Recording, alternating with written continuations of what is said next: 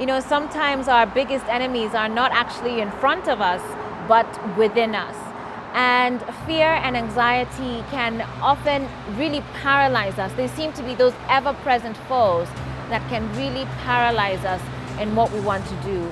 But praise God, because in His mercy, He's not left us to actually fight our battles alone.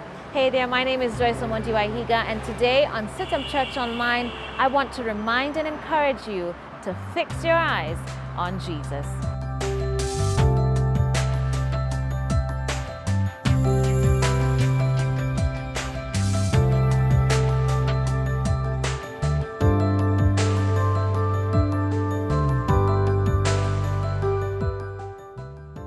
Have you noticed when you're worried, there's this sort of domino effect that kind of happens with worry, and one worry bleeds into another worry.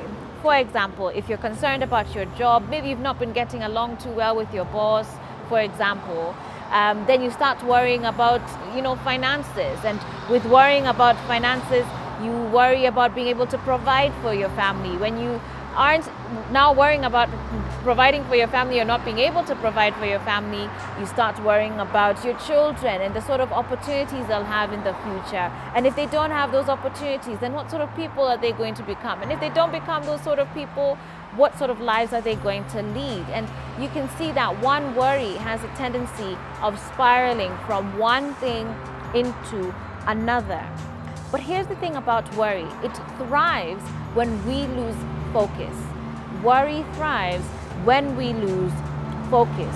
But when we shift our view from our problems, our challenges, our situations, and actually center our thoughts, our hope, our strength, everything on Jesus, those worries actually lose power.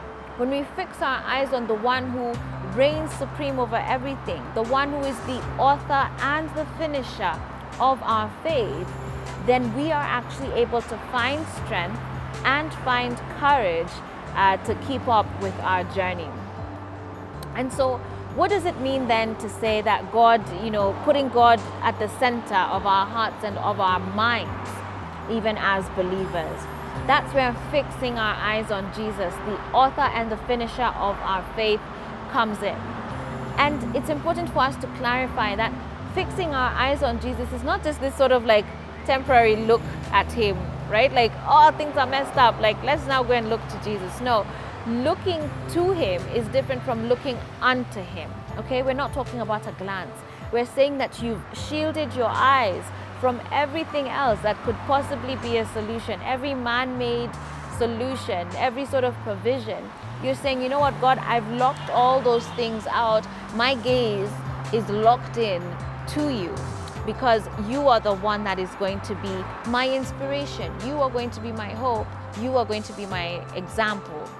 And so fixing our eyes and being able to do that by shutting away everything off is really about acknowledging God's power, acknowledging that He is bigger than your strongest worries, your biggest fears, your worst failures, even your biggest weaknesses.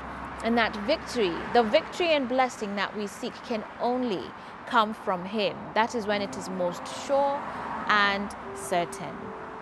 To do this, we have to be able to surrender to His will. We have to believe that He is who He says He is: powerful, all-knowing, mighty, a promise keeper, a way maker. All right? Hebrews chapter 4 verse 16 says, "Let us then approach the throne of grace with confidence, so that we may receive mercy and find grace to help us in our time of need." As we surrender to God, He empowers us to walk the path set before us. His grace is what gives us the strength to keep up with the journey, to keep fighting, to keep pressing forward through valleys, through mountains, through fires, through whatever it is that we could be going through, and still come out victorious at the end of it all. And one of the most amazing attributes of God to me is that He's this sovereign God, like we've talked about, all-powerful, all-knowing, supreme above everything else. Yet, He actually is also our friend and our counselor. And so as you go through life and as you fight down your fears and your anxieties, go to God in reverence because He is holy, but also go to Him with that bold assurance that because He is your friend, because He is your counselor, He is there for you and He is concerned about what you're going through. Our God is merciful. He is not going to leave us to just go through life by ourselves and have to struggle and beat things out on our own.